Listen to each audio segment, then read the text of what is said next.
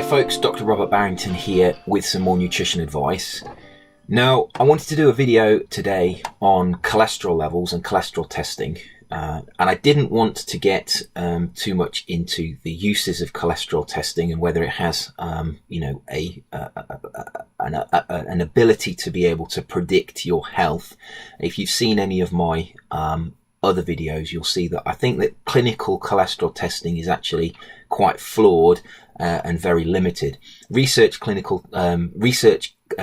testing is much more advanced. They tend to look at the nuances between the different lipoprotein particles more closely, and that can have a much more useful predictive tool. But the actual clinical tests that you get from your doctor, where they measure the total cholesterol levels, they tend to measure the high density lipoprotein, the low density lipoprotein.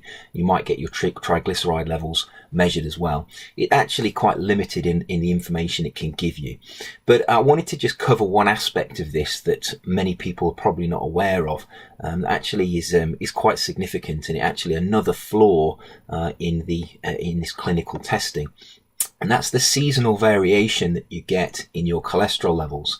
Most people are aware that your blood pressure varies depending on when it's been taken.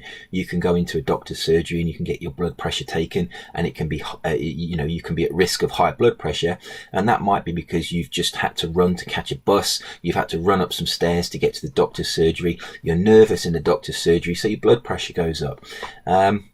There is a syndrome called white coat syndrome. You go into the doctor's surgery, and just the fact that you know that you're going to have your blood pressure taken increases your blood pressure.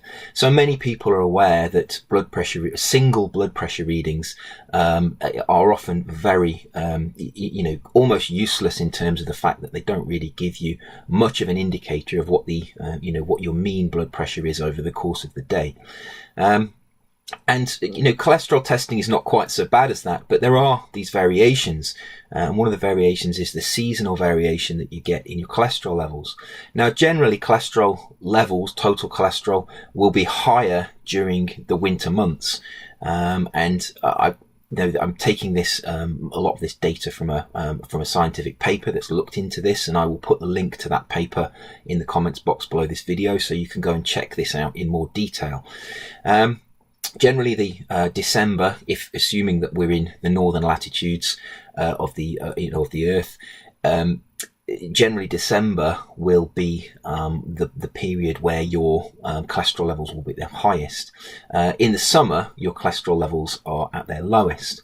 Now, the researchers tried to investigate the reasons for this, and they looked at various factors. And the factor that they came, that they thought was the most likely explanation for this was the change in your blood volume that you get during the summer. What tends to happen is when the temperature is warmer, which it would be in the obviously in the northern latitudes, this would be reversed for those people living in the southern latitudes. Those people at northern latitudes, in the summer, the temperature's hotter. You tend to do exercise when the summer months are, when we're in the summer months. And those two factors, exercise and heat, tend to increase the plasma volume, increase the blood volume. And that means you've got more blood, and that means the cholesterol that you have in your blood is more diluted. And therefore, when you have a cholesterol test, your cholesterol levels are actually measured as being lower than they would be if you had less plasma volume, which would be the case in the winter. In the winter, you do less exercise because it's cold and you don't want to go out so much. It's obviously colder, and therefore you're exposed to less high temperatures. The temperatures are generally lower, even though you might be inside with the heating on. Generally, the temperatures are lower in the winter, and you're exposed to colder temperatures more often. That decreases the blood volume, and that obviously concentrates the cholesterol within your blood, which means that when you have your cholesterol levels tested in the winter, you have more cholesterol per unit of blood. So therefore, your cholesterol levels would be higher. And this is, as far as I know, completely overlooked. There is no correction factor for when you have your cholesterol levels tested. Now, the authors of the paper calculated that the amount of subjects And this depends on the country and what the cutoff point is for, classed as high cholesterol. But they estimated that about 20% more people would be classified as having high cholesterol levels if they were tested in the winter compared to being tested in the summer. So it's not an insignificant a number of people, and it could obviously affect their health, because if they went to the doctor and they had high cholesterol levels, they may well be given medication to be able to bring that cholesterol level down. Whereas if they'd gone in the summer and had their cholesterol levels taken, they may not have needed that medication because they would have been below the cutoff point for recommendation for medication. So it's quite an interesting concept that, this seasonal variation in cholesterol is not really taken into account. Another thing that did cross my mind was obviously there is more vitamin D production in the summer. And if you're producing vitamin D is produced from cholesterol in the skin. So therefore, if you're producing vitamin D, you're actually using up some of that cholesterol that you have in your tissues. And that might be another reason why your cholesterol levels tend to be slightly lower in the summer. They didn't really cover that in this scientific paper, but that's another factor that came into my mind when I was reading it, and it makes sense. Obviously, if you've got a certain pool of a labile pool of cholesterol, and you've got you're synthesizing a product of that cholesterol, you're obviously going to use up your pool of cholesterol, and it's going to decrease slightly. The difference is not, the difference. We're not talking about huge changes in your cholesterol levels, but it's still significant enough to change. Those people with the highest cholesterol levels were very close to the cutoff point for medication recommendations. It's enough to take 20% of the people of the population tested into that range. So I think that's reasonably interesting. In terms of actual clinical testing, its usefulness,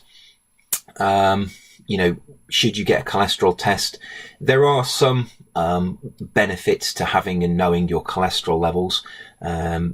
Generally, total cholesterol levels don't really have a very strong association with cardiovascular disease. If you really want to have a look and analyze whether your cholesterol levels are putting you at a high risk of cardiovascular disease, you need to look at your high density lipoprotein levels, and you need to take the low density lipoprotein cholesterol levels, and you need to look at the ratio of the two. Now, even that is not a very good indicator. The best indicator is looking at your low density lipoprotein small dense particles. There are two types of particles in your low density lipoprotein, and it's the small dense particles that are really cause and increase your risk of having cardiovascular disease. And because clinical tests don't look at the different types of LDL, and some clinicians won't even tell you your HDL to LDL ratio, although that's becoming more common. Because you don't get your low density lipoprotein categorized into two different categories as the large buoyant particle and the small dense particle, it's actually not a very good indicator of your risk of cardiovascular disease. You have to go to that level of detail to be able to look at the individual categories within the particles. And that's why research, when if you had your cholesterol levels, for example, measured as part of a scientific research study, they tend to spend more time looking at these individual subfractions of the particles, and therefore they can predict risk much more accurately than a clinical test. Clinical tests have their part, but generally I think too many people worry about their cholesterol levels. There is just as much danger from having high cholesterol levels as low cholesterol levels. Cholesterol really needs to be balanced, and I think there's too much obsession at the moment with lowering cholesterol levels. And certainly diet has, it's been shown many times, diet has very little effect in terms of your fat content or your cholesterol level of your diet in terms of changing, the amount of cholesterol you have in your blood. One of the biggest factors that seems to change your cholesterol levels, change your lipoprotein levels, is the amount of is the amount of sugar that you have in your diet. The amount of sugar, the amount of fructose, and how far down the pathway you are to metabolic syndrome. It's the development of metabolic syndrome. It's the development of obesity. The development of this syndrome of insulin resistance that tends to cause disruption in your plasma lipoprotein levels, and that increases your risk of cardiovascular disease. It's the cholesterol itself is not the cause of the cardiovascular disease. It's just an indicator that you have a metabolic dysfunction, and that metabolic dysfunction, as my regular subscribers and listeners will be very aware, is caused by eating poor quality foods. It's not caused by eating cholesterol in your diet. It's not caused by eating saturated fat.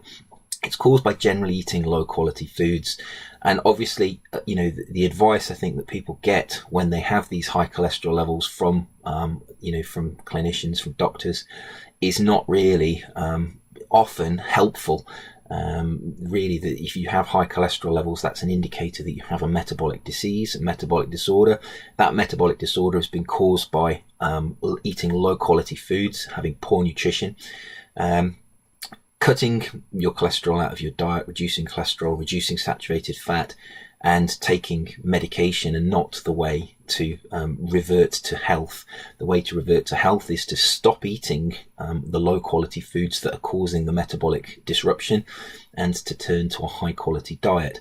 And that high quality diet over time will improve your metabolism. It will improve your metabolic function, and that will in turn bring down your cholesterol levels to their normal range. So that's really what you need to be thinking about when you have a cholesterol test. Am I eating healthily? Am I eating the right foods? If I'm not, that is where I really need to concentrate my efforts. So it's worth noting, worth thinking about that seasonal variation in cholesterol. If you had a cholesterol test, if you're going to have one, or if you've just had one, when did you have it? You're having in the winter, in the summer, that is going to have an effect on your cholesterol levels, and generally that is not taken into account when your results come in, and it can make a reasonably significant difference in your future direction of what what medication you take, or what advice you're given by your clinician. So I hope you found that interesting. As always, eat well, stay healthy, and protect yourself, and I will see you soon for another video. Take care.